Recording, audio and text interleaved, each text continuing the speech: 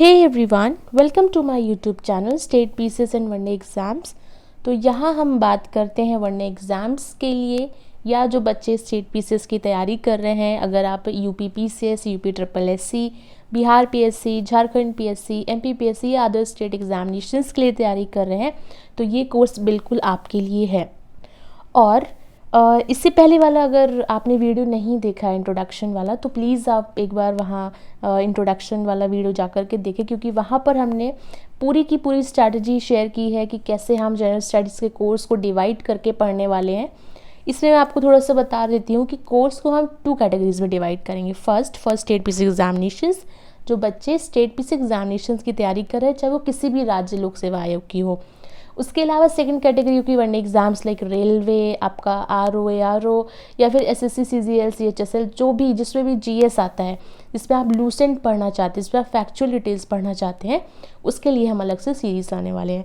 तो ये वाला जो वीडियो होने वाला है वो होगा स्टेट पीसीएस के बच्चों के लिए। इससे पहले हमने फर्स्ट 2 सीरीज़ को हमने अपलोड कर दिया है, जिसमें हमने central government of India start किया था, यानी इंडियन पॉलिटी को स्टार्ट किया था, जिसमें हम हर एक चैप्टर को डिटेल में कवर करेंगे। अभी एग्ज़ाम आने वाला है स्टेट पीसीएस का भी, बिहार पीएससी का 4 to 5 मंथ्स में या 3 to 4, जैसे भी कंडीशन ठीक होगी वैसे एग्ज़ाम्स आ जाएंगे। तो इसीलिए अगर आप पहले व्यूअर हैं या फिर आपने ये पहला वीडियो देखा है तो प्लीज़ आप हमारी प्लेलिस्ट में जाएं, वहाँ पर इंट्रोडक्शन का वीडियो चेक करें और वहाँ जो कोर्सेज़ अब अवेलेबल होने वाले हैं या जो भी कोर्सेज़ पड़े हुए आपको दिख रहे हैं प्लेलिस्ट में, प्लीज़ आप उनको विजिट करें, चैनल को सब्सक्राइब करें, सारे दोस्तों में शेयर करें जो भी कॉम्पिटिटिव एग्ज़ाम की तैयारी कर रहे हैं, क्योंकि ये कोर्स सबके लिए बेनिफिशियल होने वाला है। स्टार्ट करते हैं।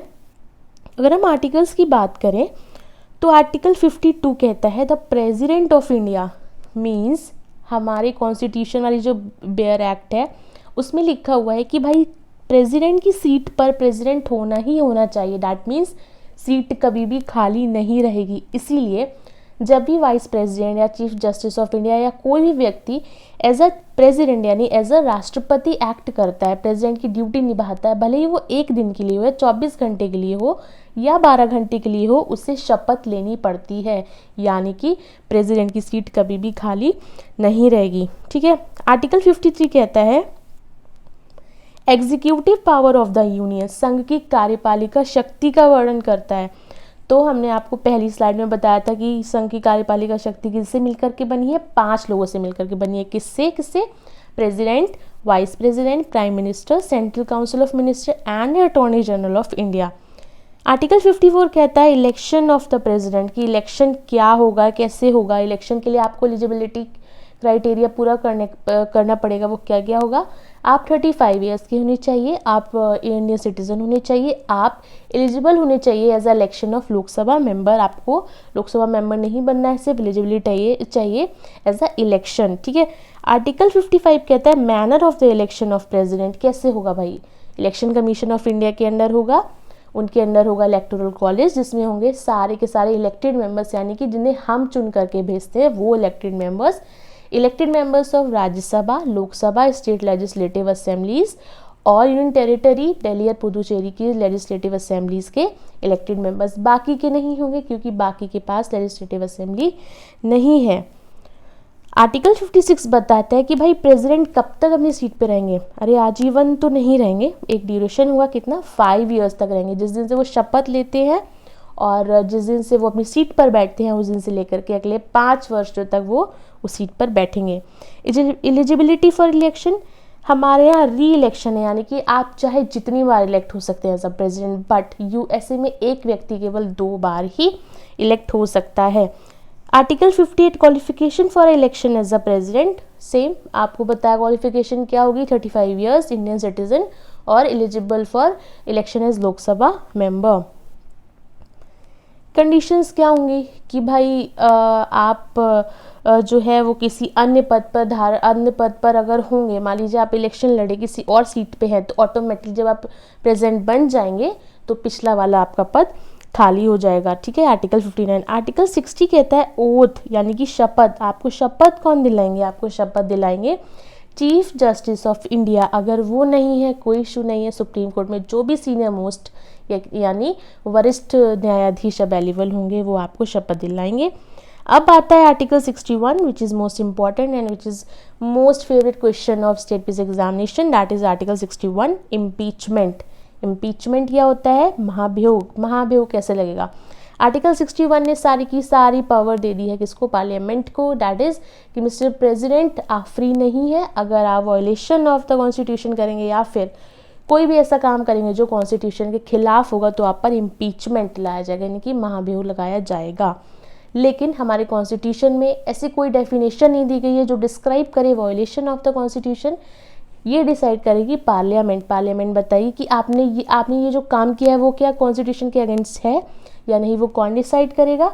पार्लियामेंट करेगी। और रेजोल्यूशन भी पार्लियामेंट में ही आएगा। यहाँ पे कोई भी राज्य का रोल नहीं होगा, जैसे राज्य की विधानसभा या विधान परिषद का कोई रोल नहीं होगा, क्योंकि हम यहाँ अक्सर कंफ्यूज हो जाते हैं और क्या करते हैं, टिक लगा देते हैं ऑप्शन में कि हाँ भाई इलेक्शन में है स्टेट लेजिस्लेटिव तो इसमें भी होंगी, नहीं, यहाँ पे सिर्फ पार्लियामेंट का रोल होगा। ओके, आर्टिकल 62 कहता है time to holding election to fill vacancy of office of the president. कब तक? देखिए, जब प्रेसिडेंट की सीट खाली होती है, ठीक है, तो अगर कोई परमानेंट रीज़न है, डेथ हो गई है, रेजिग्नेशन हो गया है, तो इन सब चीज़ों में वाइस प्रेसिडेंट मैक्सिमम 6 मंथ्स तक उनकी सीट पर बैठ सकते हैं। लेकिन अगर कोई टेम्पररी रीज़न है, ठीक है, अगर वो बस ऐसे ही गए हैं, परमानेंट रीज़न नहीं है, तो फिर वाइस प्रेसिडेंट उनकी सीट पर बैठ सकते हैं। लेकिन परमानेंट रीज़न अगर होगा, अगर इम्पीचमेंट लग गया या डेथ हो गई या फिर इलेक्शन इनवैलिड हो गया, तो क्या होगा, इलेक्शन कमीशन ऑफ इंडिया को इन 6 मंथ्स में इलेक्शन कराना पड़ेगा। ठीक है, वाइस प्रेसिडेंट या चीफ जस्टिस ऑफ इंडिया, अगर वाइस प्रेसिडेंट नहीं होंगे तो chief justice of India seat पर बैठेंगे। जो भी व्यक्ति राष्ट्रपति के कार्यभार को संभालेगा उसको वही वेतन दिया जाएगा, वही राजभवन दिया जाएगा, वही सारे खर्चे जो भी भत्ते वगैरह मिलेंगे वो सारे के सारे वही मिलेंगे। ठीक है, अगर इलेक्शन हो गया और मेरे को लगा कि भाई ये तो इलेक्शन इनवैलिड है, ऐसा नहीं होना चाहिए था, तो अगर कोई भी डिस्प्यूट या विवाद क्रिएट होगा लेकर के प्रेसिडेंट के इलेक्शन को, तो कौन सॉल्व करेगा? मिस्टर सुप्रीम कोर्ट सॉल्व करेंगे। ठीक है, ये सारे के सारे हो गए आपके सारे के सारे आर्टिकल्स हो गए जो इंपॉर्टेंट होते हैं एग्जामिनेशन के लिए। आप प्लीज़ इनको डिटेल में पढ़ें, नोट्स बनाएं, आपके सामने बहुत अच्छे से आर्टिकल दिए गए। और अगर आपने चैनल को सब्सक्राइब नहीं किया तो प्लीज़ मेक श्योर चैनल को सब्सक्राइब कर लें, अपने सारे दोस्तों में लिंक को शेयर करें, क्योंकि आप चैनल पे धीरे धीरे सारे कोर्सेज आने वाले हैं।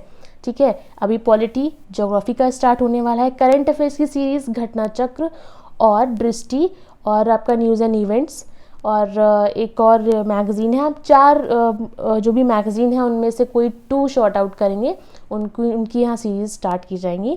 वो प्रॉपरली हुई स्टेट पीसी एग्जामिनेशंस के बच्चों के लिए, और एसएससी के लिए स्पीडी की जो भी कंपाइलेशन होते हैं वो अलग से आएंगे।